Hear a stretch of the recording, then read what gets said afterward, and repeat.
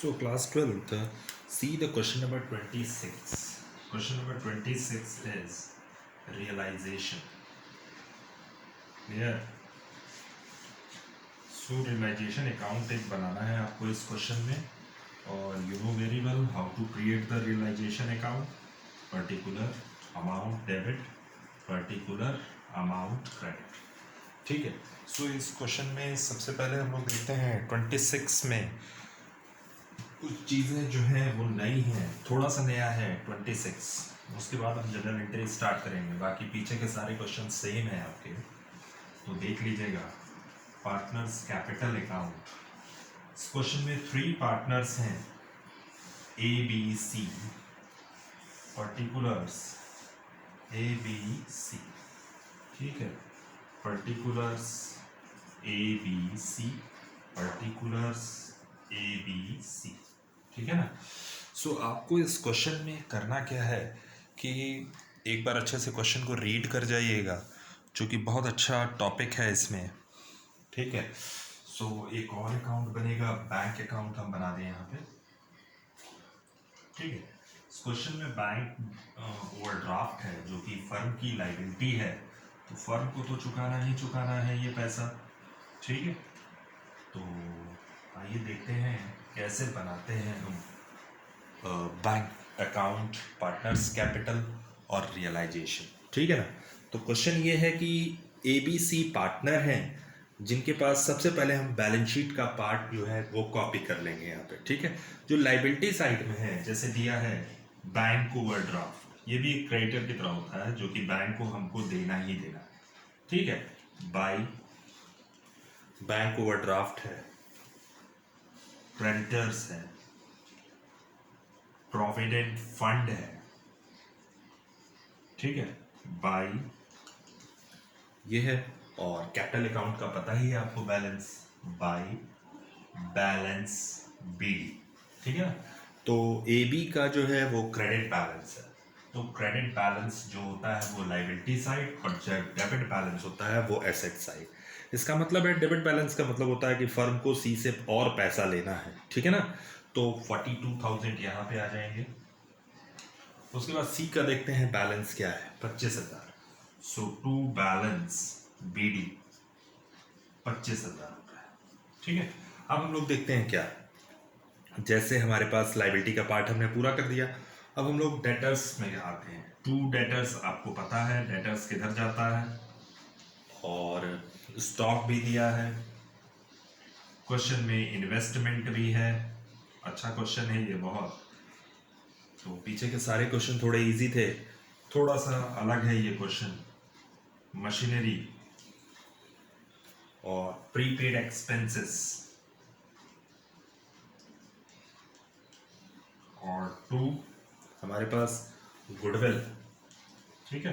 तो आपको पता है कि जब तक प्रीपेड एक्सपेंसेस के बारे में और गुडविल के बारे में कुछ भी ना कहे, तब तक हम इस एसेट्स को रियलाइज्ड नहीं करते, रिलीज नहीं करते हैं।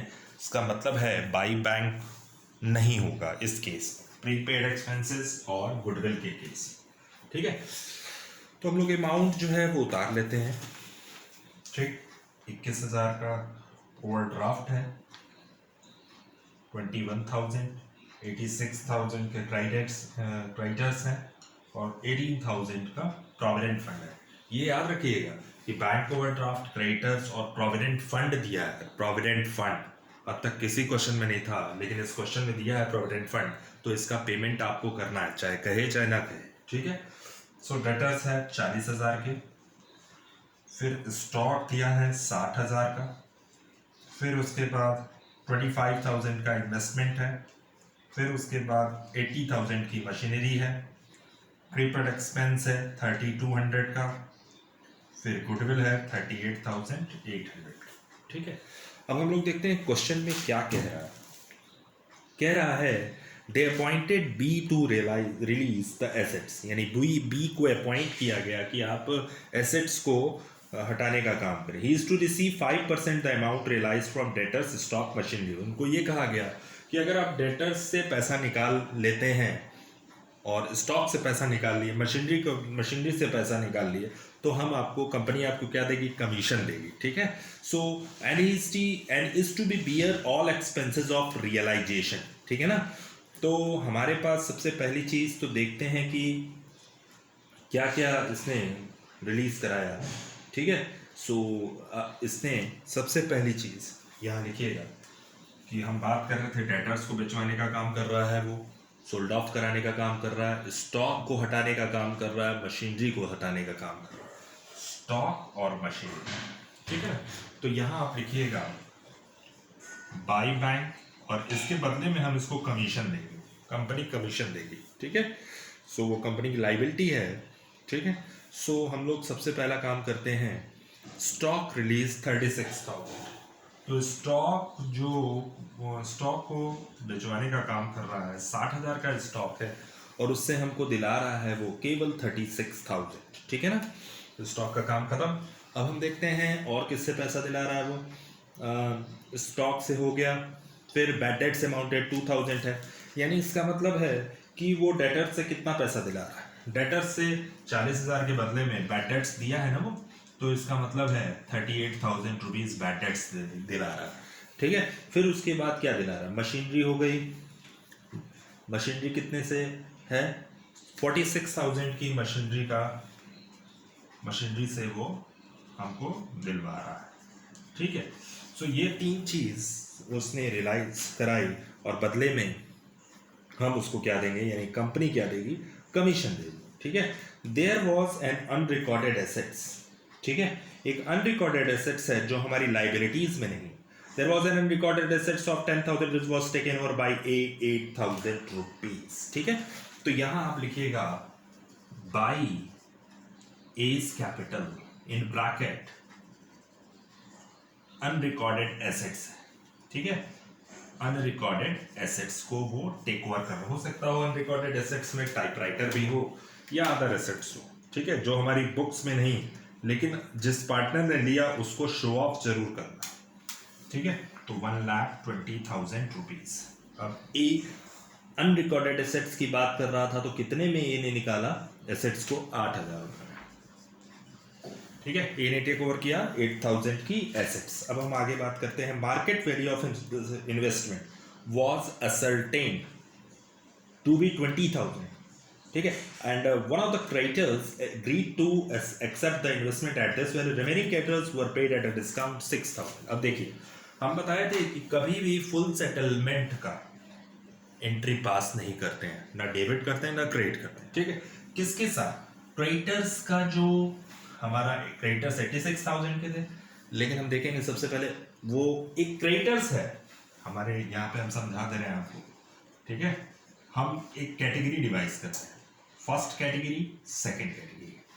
86,000 के क्रेडिटर्स जो हैं, उनमें से एक क्रेडिटर्स ऐसा है जो कि वो कह रहा है कि हम आपका इन्वेस्टमेंट ले लेंगे, कितने से भी ले लेंगे। इसमें से इसका मतलब है 86,000 में से 20,000 रुपीज कंपनी को पेमेंट नहीं करना है क्रेडिटर्स को। इसका सीधा सा मतलब है, किससे इसका सेटलमेंट हो रहा है, इन्वेस्टमेंट से, ठीक है। तो सेटलमेंट की कोई एंट्री नहीं होती, पहली चीज। दूसरी चीज कि 86 में से अगर हम 20 माइनस करते हैं तो 66 आता है, और रिमेनिंग क्रेडिटर्स को हमको पेड करना है 60,000।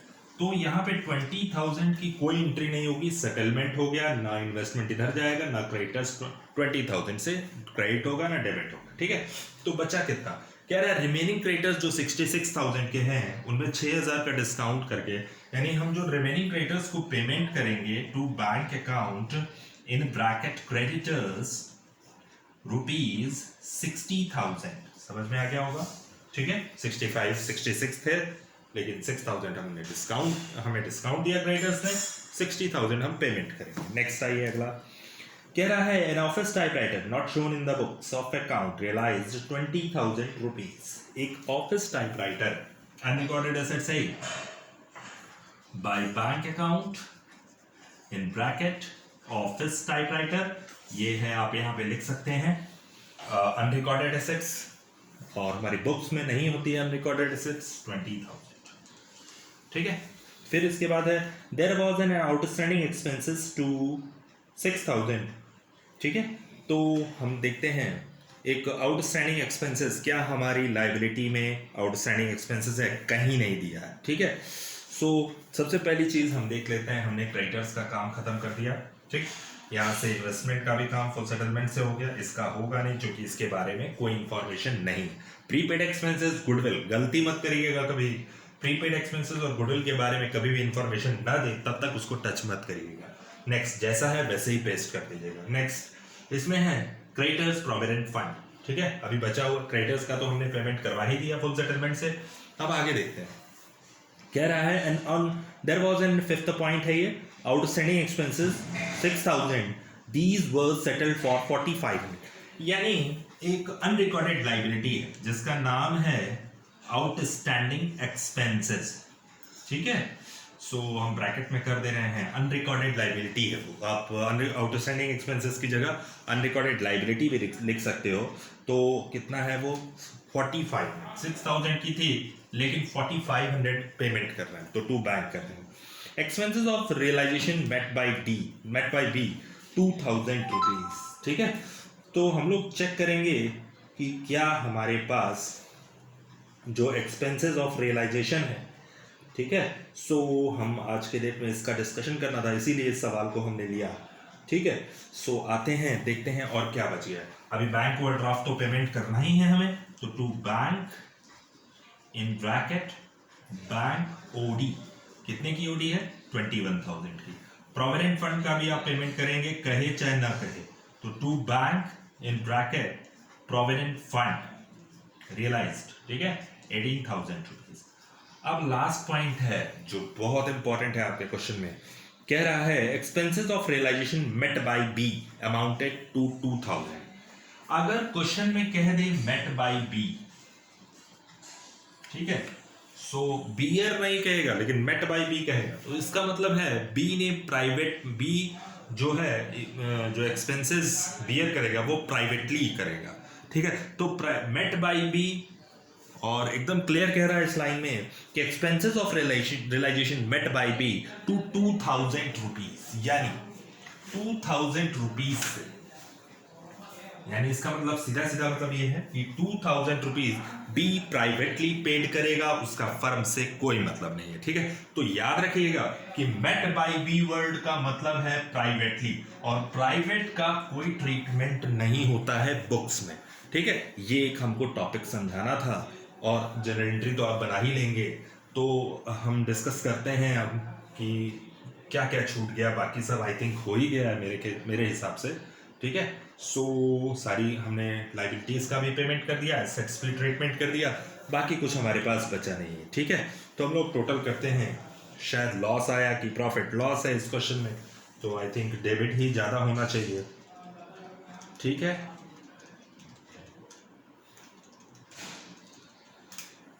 तो 2,73,000 आ रहा है आपका क्रेडिट साइड, डेबिट साइड आ रहा है 40,000, 60,000, 25,000, 80,000, 3,200 plus 38800 plus 60,000 rupees plus 4,500, 21,000 plus 18,000 rupees, ठीक है।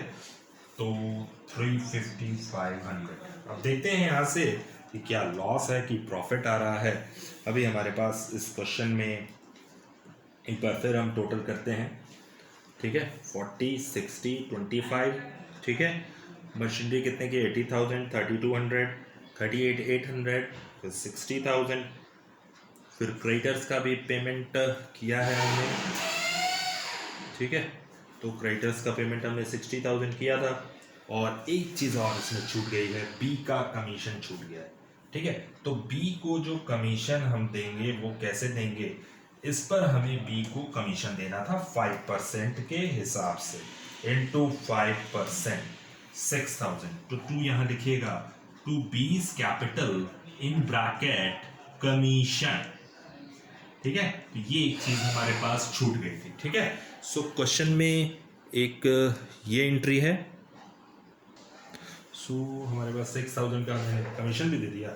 अब यहाँ पे ये आपका डेबिट साइड का टोटल है, और ये क्रेडिट साइड का, जब आप माइनस करोगे इसमें, तो बाय लॉस ट्रांसफर्ड टू कौन कौन से पार्टनर हैं, A is capital, B is capital, C is capital, A B और सी।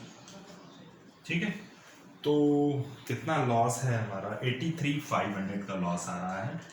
और इसको हम लोग जो ट्रांसफर करेंगे 2/5 में करेंगे, 33,400, ठीक है, 33,400 इंटू अगेन 2/5, 33,400, 83,500 माइनस 33,400, 33,400, तो आपका आ जाएगा 16,700। ठीक है, सो ये था एक रियलाइजेशन, आप लोग जनरल एंट्री बना ही लेंगे। ठीक है, तो इसमें ज़्यादा सोचने की ज़रूरत नहीं है। अब हम बनाते हैं पार्टनर्स कैपिटल। ठीक है ना, तो पार्टनर्स कैपिटल कैसे बनेगा, you know very well partners capital का क्या ट्रीटमेंट है।